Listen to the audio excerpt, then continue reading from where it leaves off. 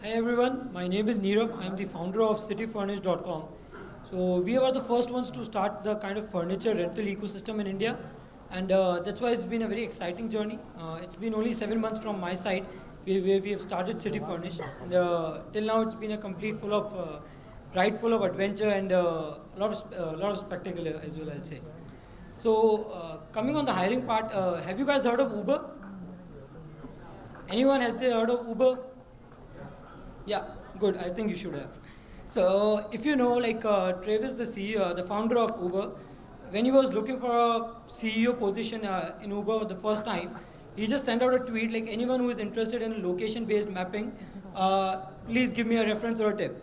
So Ryan Greaves, who was looking out for a probable job, he just retweeted it like, why don't you? Here's a tip. Why don't you email me at the mentioned email ID? And that's how he hired his first employee in Uber. So similarly in startup, it's very different to pinpoint a specific hiring source or a specific team building source because the requirement is different.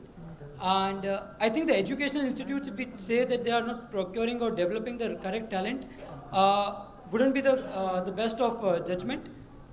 Firstly, because e-commerce is kind of disrupting the market and bringing out of the box thing, as Anish also said. So something which education institutes are not at all aware about and not at all able to develop at the very beginning stage. So similarly in our side also, like when we are developing and procuring talent, we also try to focus on getting the right kind of people through referrals. That's the basic first strategy.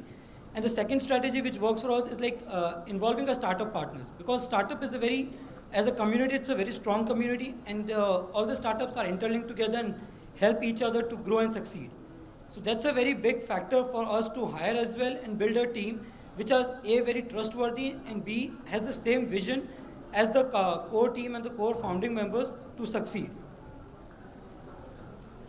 Coming into the point of the employment which is going to be generated at approximately 10 lakhs job, in startups you will have to worry on the part of the layoffs and over hiring as well.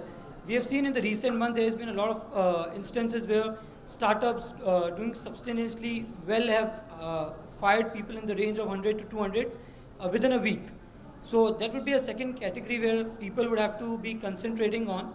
Apart just from hiring and procuring the talent on a very large scale, they would have to depend on the employability and the requirement for the specific positions. Apart from that, like the basic fundamentals which the employee or the team members who are joining you requires is first the growth and the vision with the founding members.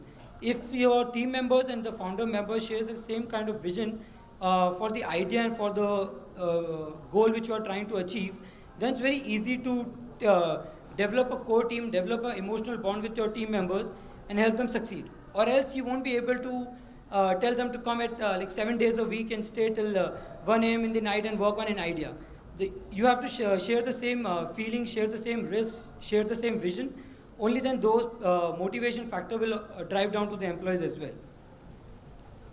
Coming on to the strategies sometimes which we use, mostly we are trying to hire it through the referral system. We are using traditional channels as campus hiring, and the hiring partners which we are using are from the online sector.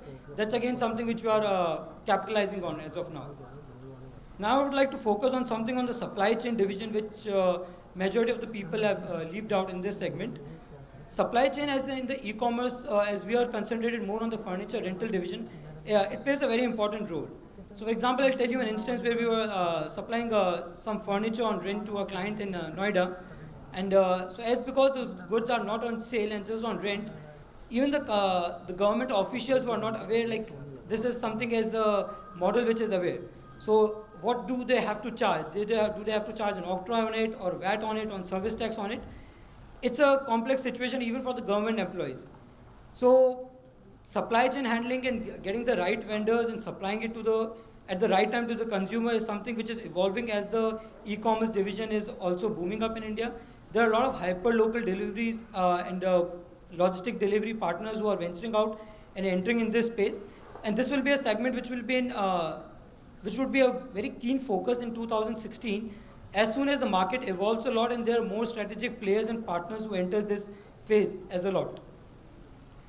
Secondly, as supply chain, I think the government has done a lot of incentivization for the startups, as the Modi's government also started the Startup India initiative.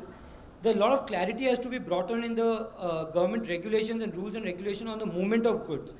So for even for mavericks like Flipkart and Snapdeal also, they face a lot of hassles and taxation, double taxation policies when they're transporting goods and goods basically from one state to another state. So maybe the implementation of GST would be a very big facilitator for the complete e-commerce industry as a whole.